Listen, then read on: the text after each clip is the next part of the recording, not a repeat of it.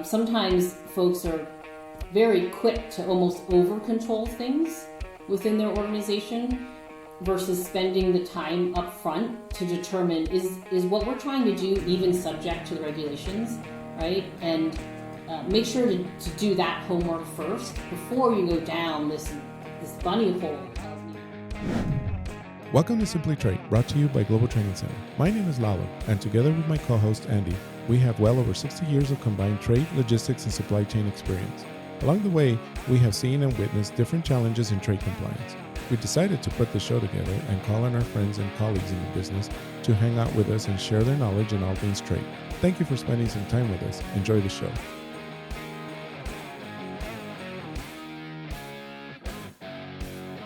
Today, we're going to be talking about some OFAC, ITAR, EAR.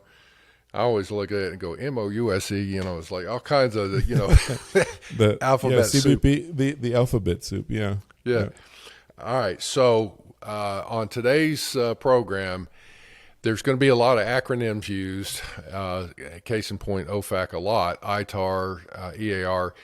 And you will probably need to look at those if you're not familiar with what those are, and you're trying to learn on that, you'll have to look at it. And I always have to, it's like I use it so often that I couldn't remember exactly what it was. So obviously, ITAR, International Traffic in Arms Regulations. OFAC is what? Office of Foreign Asset? Office of Foreign Assets Controls. Mm-hmm. Controls, thank you. Mm-hmm. And EAR. And the export administration regulations, and don't call it EAR either, right?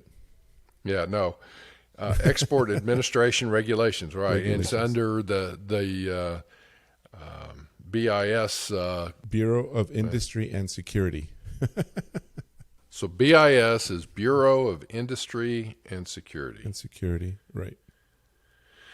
Okay. Well, the good news, Andy, is that we don't even need to remember any of that because we've got an expert here that's going to actually help us with all that, and that'd be Jennifer Saak, and I've known her for a few years now, and so we'll get her on here, and we'll have her sort through all this for us. And she has her own company, Tralliance, and that's her specialty is this, export controls and anything involved in that. So that's the good news, is that we don't need to remember any of all this stuff.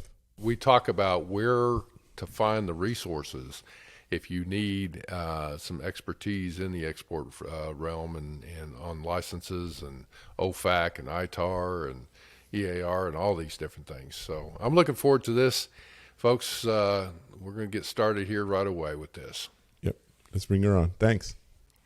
All right, Jennifer, let me ask you a question. And what I've found is to become proficient at the different regulations and areas that we're talking about here, especially OFAC, it's really as you come across an issue and you have to start researching it, because it's not a case like, okay, I'm going to become an OFAC expert, and you start reading whatever. It's more of you come across a situation, you start researching it, and you obviously are learning as you go in that, but you become more proficient as more situations come up, right. I believe, right?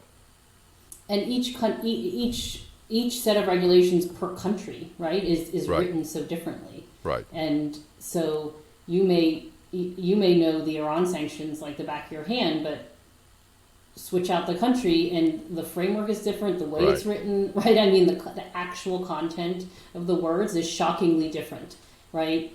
Because there's different groups of people working on that internally, right, within OFAC. So it's that part can surprise, the individual who's first looking, first really combing through those regulations, right? You can't always translate even something right, to another country. Well, and the thing is, we're getting into this. I'm really interested on how the compliance side of things can keep the executive levels informed, but more specifically, what are the things that the executives are not going to learn all this detail. That's what the logistics and compliance and those kinds of things need to be right. Getting up to speed with.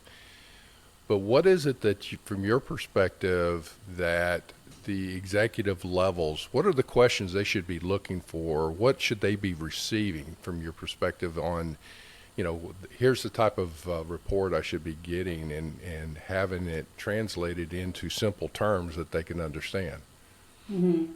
I really think that there's almost this foundational framework you have to have in terms of that relationship and support, right, from the executive level to build that up, right, and have that established relationship and that sort of public, meaning within the company, kind of broadly acknowledged fact from the executives that this is important, right? Compliance to all these regulations, these trade regulations, is important to us as a company.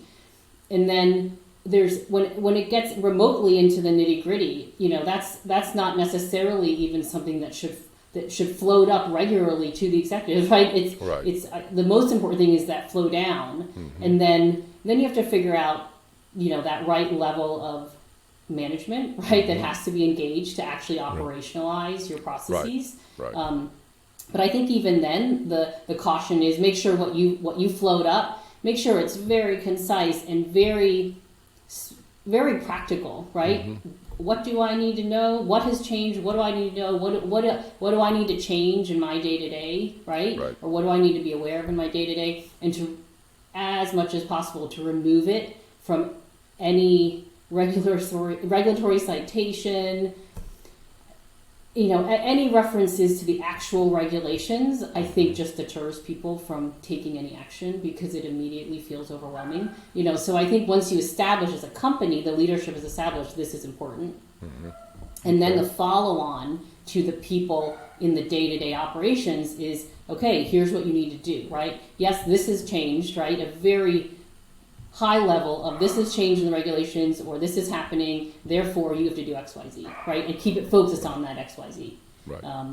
I think that approach in general it's more of like a philosophy almost, right?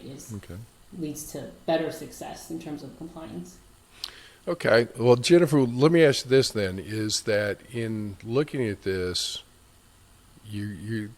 I think you've hit on something very, very strongly. It's like you got to build the foundation. Obviously, anything in that foundation is going to be obviously a compliance area that's, proficient in your basic regulations. But in that, and as they build up, there should be some expertise developed in some of that, and then obviously translating, the complex. This one things that I always say is, you got to be able to, this is to the compliance folks, you've got to translate the complexity and the confusion, if you will, or complexity of the regulations into terms that people can relate to. You can't go in quoting, just regulations and say, here you go. It's like, the cause and effect type of thing is like, okay, I get it. This is going to be a big risk. This is potential liabilities. This is whatever the case may be, but right. Okay. Yeah, definitely boiling it down to actionable things that people can operationalize, right, and adjust their SOP, adjust their process, right, in a certain department, for example, right, and truly make it actionable, so it's directly related to their day-to-day job, right, and then.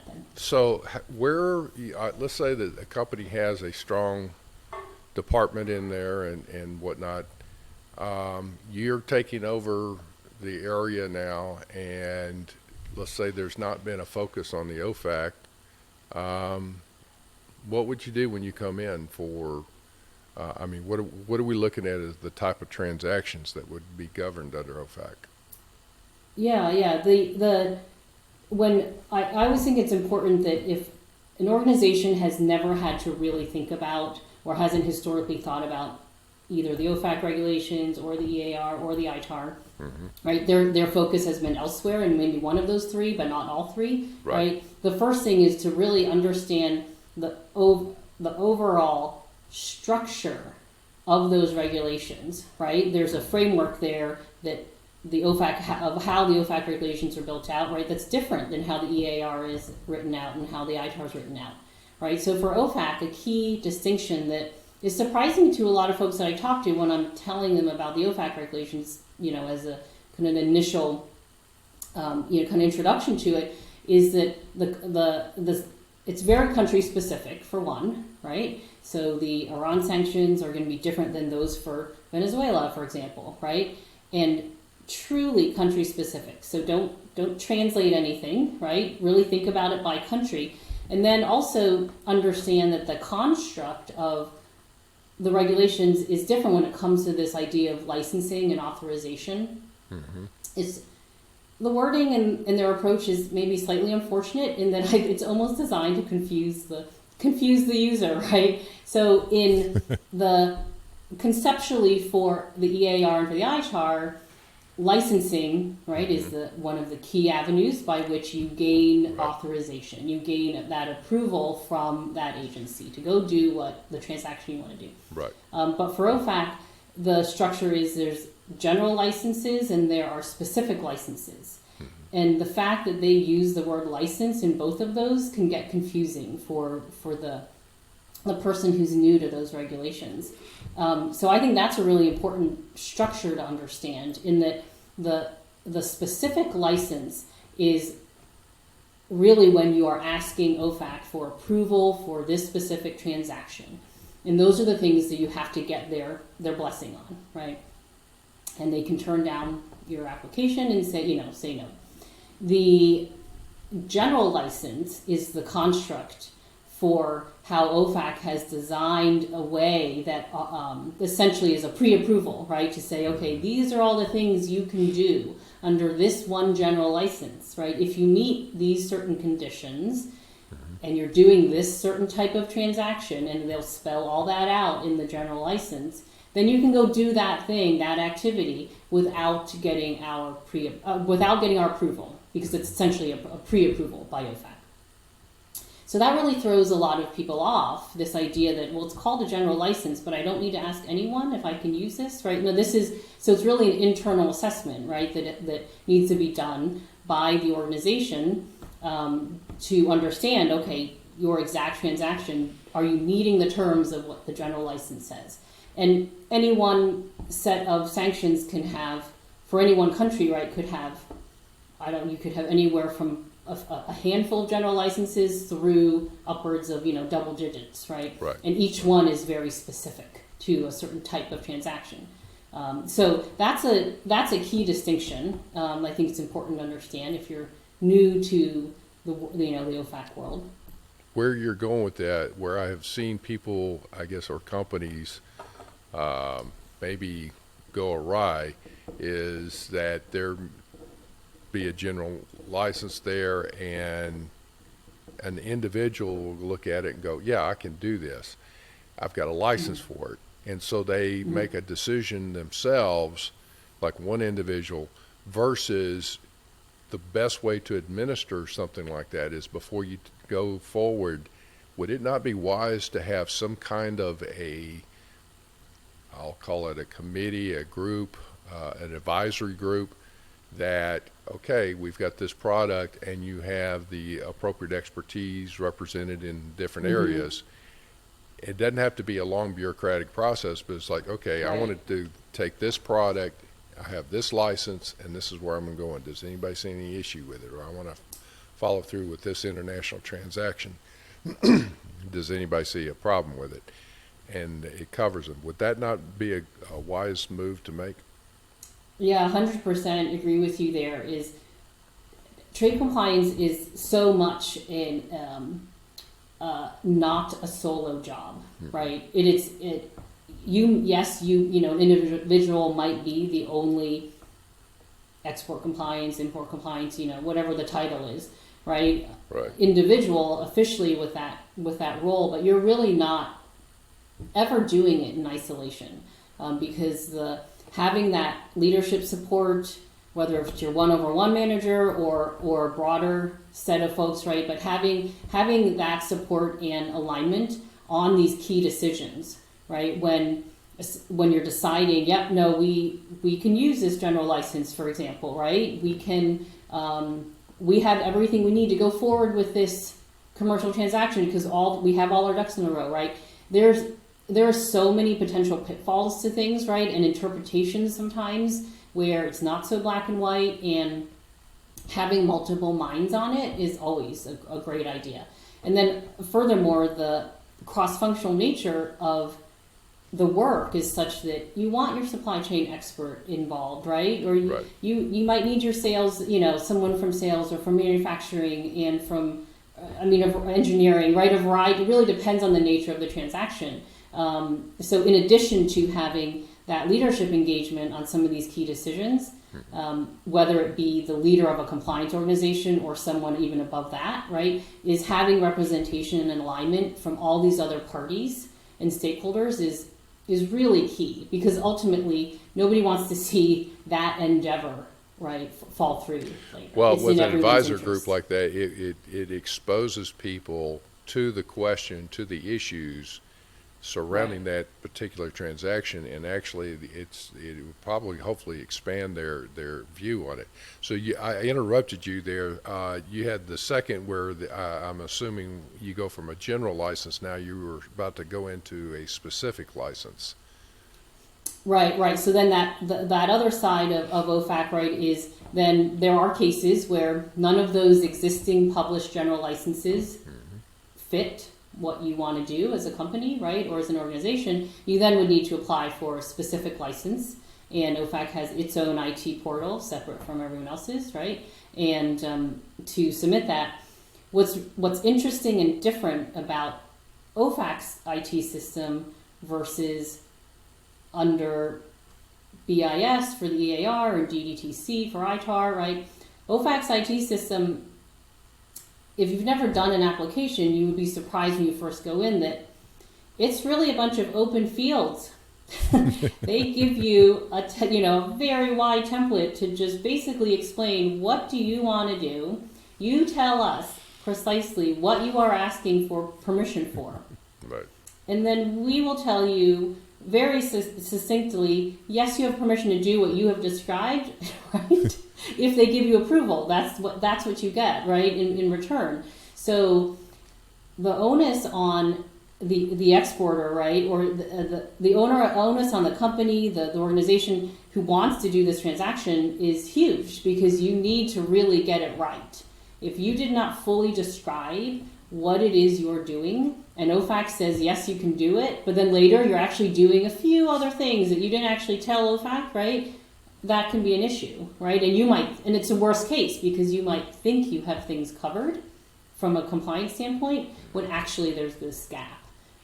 So as you're going it's not as through, structured. Right. Well, and as you're going through that process, obviously it would be very wise, again, to get some experts in this as they're going through. So if I'm Andy Shiles Incorporated, and I'm looking at trying to do some transactions here internationally that I believe would fall under the OFAC, and I want to protect myself, and I have a license for a dual-use aerospace item.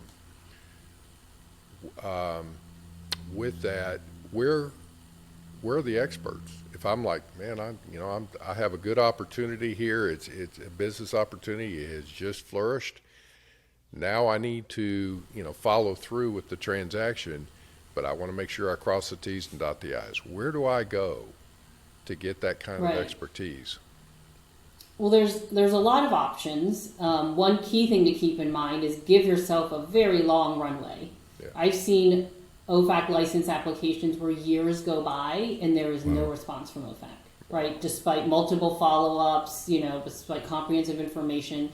Literally just the department does not respond, right? And that doesn't always happen, but it's not that uncommon for it to take many, many months, if not, over a year.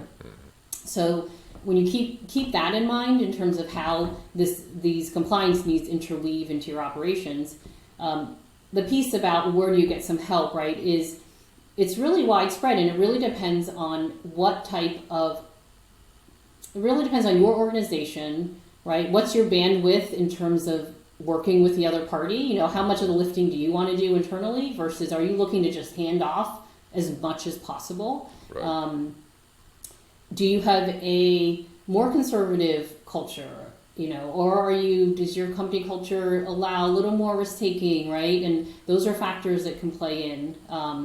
Some organizations, the compliance team is driven by the legal department, right? And oftentimes those attorneys like to work with outside counsel, right? Versus a consultant. So there's many organizational cultural things that you need to factor in. So there's no one right answer on who to go to, because there are a lot of experts out there, right?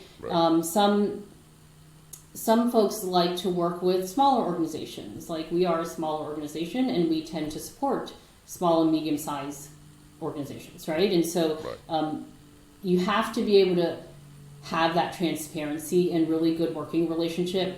But there are, it's plentiful at the moment, right? In terms of resources, and it's important to find the right one that you can establish a good rapport with.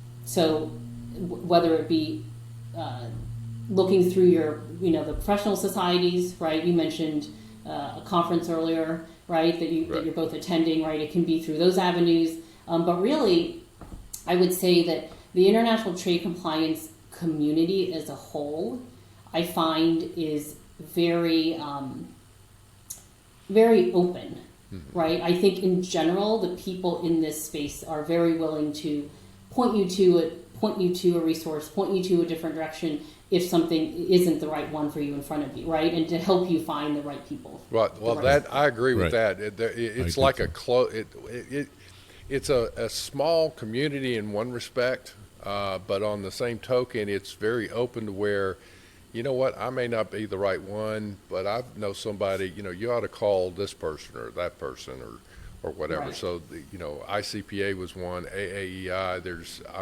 BIS, like you said, the conferences, just a whole host, and developing those relationships. So that's, and actually a relationship in this is more than just a consultant, client type relationship. It's a little bit more business intimate in that they really need to understand what you're trying to accomplish so that person can give you the appropriate guidance.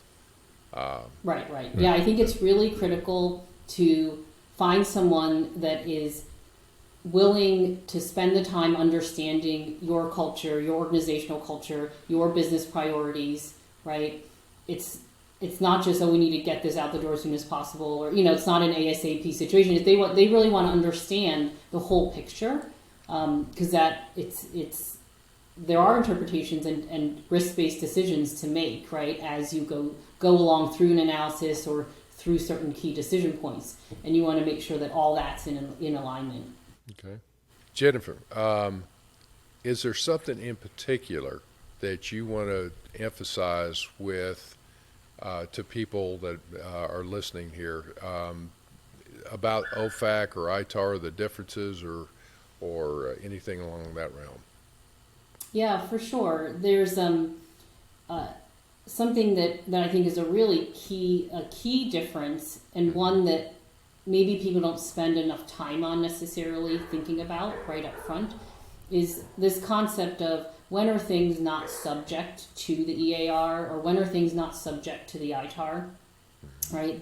Both those sets of regulations have exclusions that are defined up front, right? And sometimes folks are very quick to almost over-control things within their organization, right, versus spending the time up front to determine is what we're trying to do even subject to the regulations, right? And make sure to do that homework first before you go down this bunny hole of needing to classify and determine licenses, etc., right?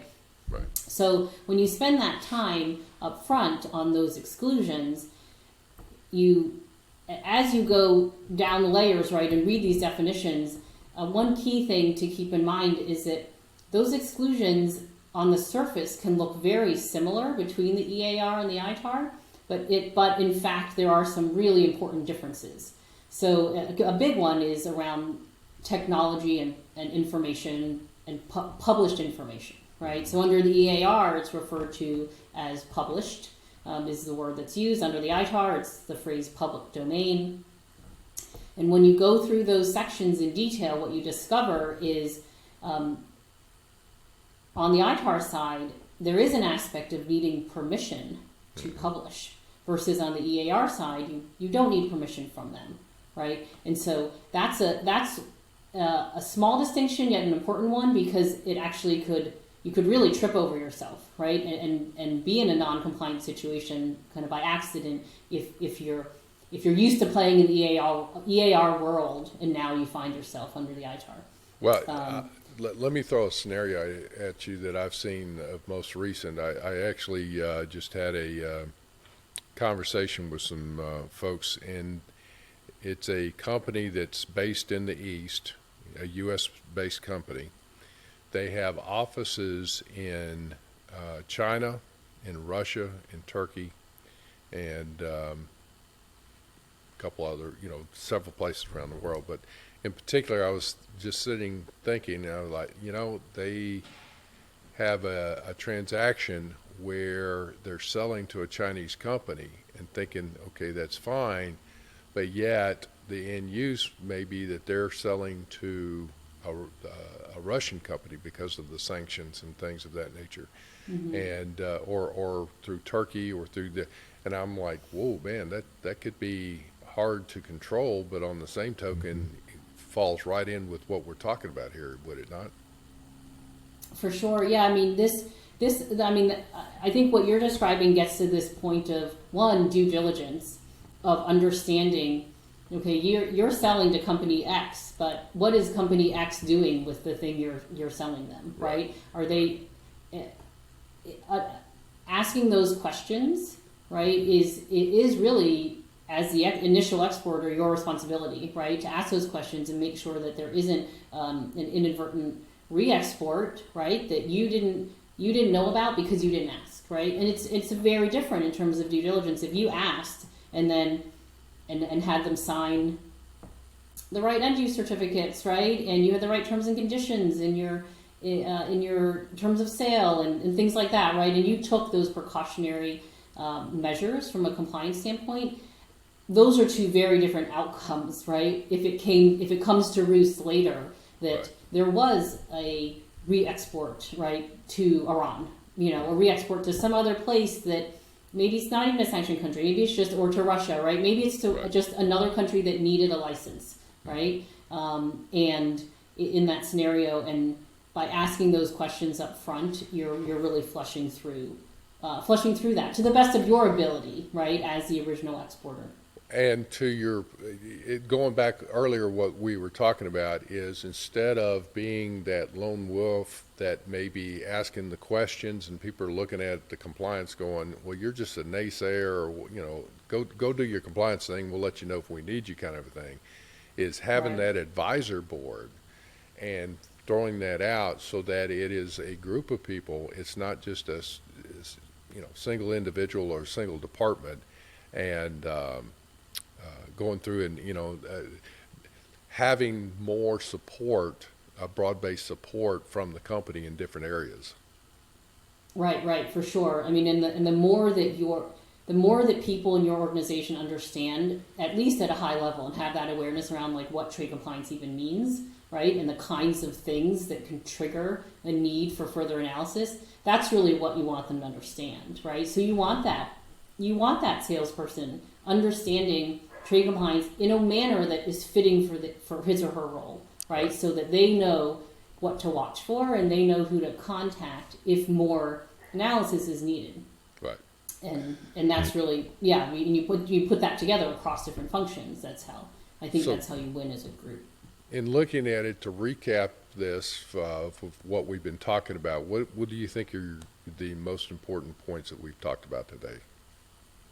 Well, I certainly this point about having support across the organization, for one, is key, right? Not just the upper level management, but also representation from all the different functional areas that intersect with trade compliance, which is most of them, right?